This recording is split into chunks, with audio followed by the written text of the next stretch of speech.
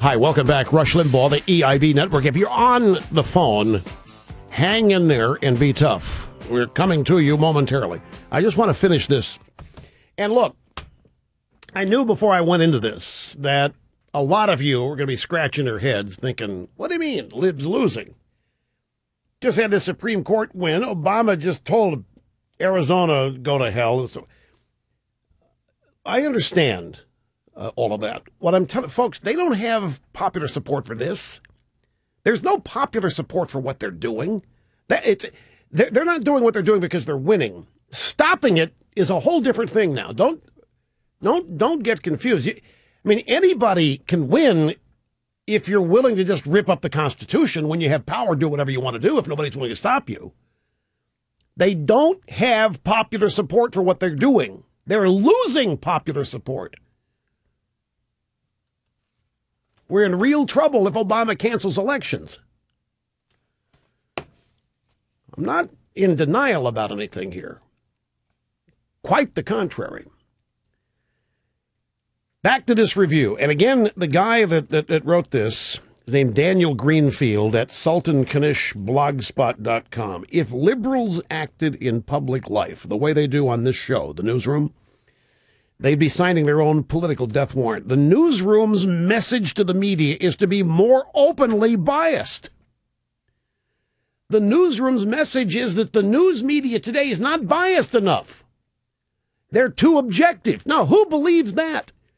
CNN, 56,000 viewers. The most politically biased cable news network is MSNBC, and they are a joke. And NBC, their parent, is slowly becoming one with doctored 9/11 tapes and other tapes that are doctored. The media's last shreds of credibility come from its pretense that it's neutral. The day that news anchors routinely take to the air and announce their political affiliation and begin to rant about Republicans is the day that the last piece of their empire comes crumbling down. This guy's opinion is if Brian Williams or Scott Pelley, if they ever went on television and actually admitted who they are, it'd be over. That they only exist because there are enough idiots in this country who think that they're unbiased, down the middle, and objective.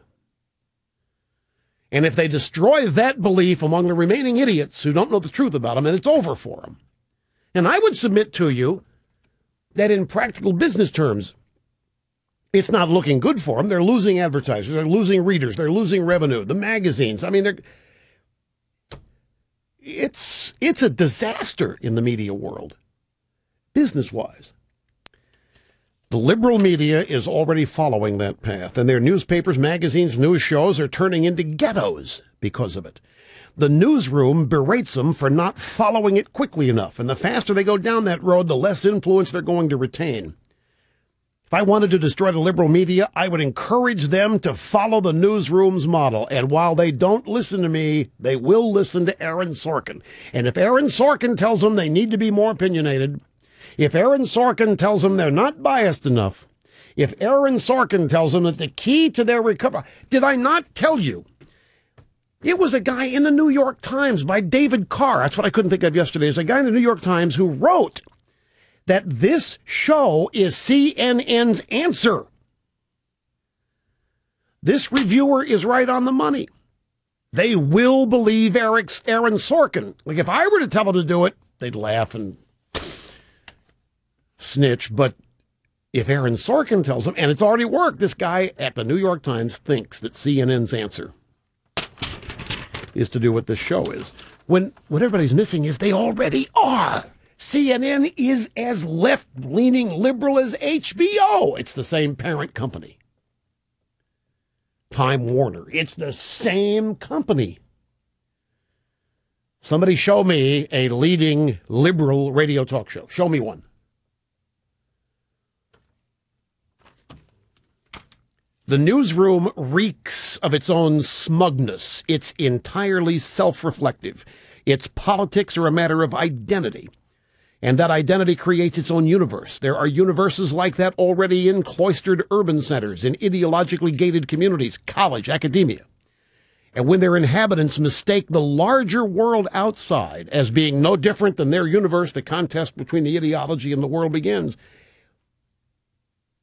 That's what. They're always stunned to learn the rest of the world doesn't agree with them on some of their cocking like banning trans fats and all that garbage. Anyway, to the sociopath. And you know what a sociopath, the primary identifier, sociopath, is nothing is ever his fault. And not only is it not his fault, it's yours. The sociopath never does anything wrong. Sociopath never makes a mistake. Sociopath, greatest person on earth. Everybody else is making the mistakes. So too, the modern liberal. Sociopath sees the world as a place on which to force his own sense of identity. He reacts to the otherness of others who don't share his identity by trying to stamp them out. And if he can't physically destroy them, then he retreats to physical and mental enclaves where he destroys them intellectually in his mind over and over again, fighting battles against legions of ghosts and shadows, mocking and ridiculing them out of existence in his own mind, until he's forced to face them in real life and attempts to treat real people the way he treated the imaginary obstacles to his ego. With the newsroom, the cycle continues. As anticipating defeat, liberals retreat to a safe place in an imaginary version of the past in which they can line up all their enemies, knock them down like rows of toy soldiers, in which everything seems clear and certain and their side always wins. This review is right on the money. This business about reacting to the otherness of those who don't share his political identity by trying to stamp them out, is that not what they do? A militant left-wing vegetarian is not content to be a vegetarian. You have to be too. And if you refuse to do it, it's going to be forced on you. As is everything else the perverted liberal believes. If you don't accept it, you are a challenge to his little cocooned reality. Your otherness is a threat, and so you either have to be gotten rid of or forced to live the way he does. And the review point, that's what this show is doing. Going back, all the mistakes that liberals made, they're really smarter, and let's prove it.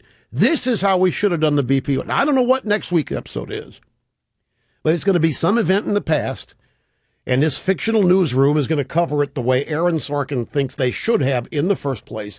And in doing so, they're going to end up thinking it's how it really happened. And then they'll tell themselves they're won. While next week, CNN will be down to 50,000 viewers. And MSNBC will be laughed at twice as much as it already is. Okay, I'm going to take a break. And it's seeing profit time. And then we're going to come back. I mean, this show, folks, this newsroom, the whole theory, this review, it's a lot like Obama's autobiography. Revisionism. Make it up. Create characters that didn't exist. Situations that didn't exist. All to make yourself look mountainously big and tall and majestic. But it's all lies. That's why I've always, gosh, if people could just understand ideology and live and learn to spot the ideology. Okay, phone calls are next is my point, and it'll come quick. Don't go away. Say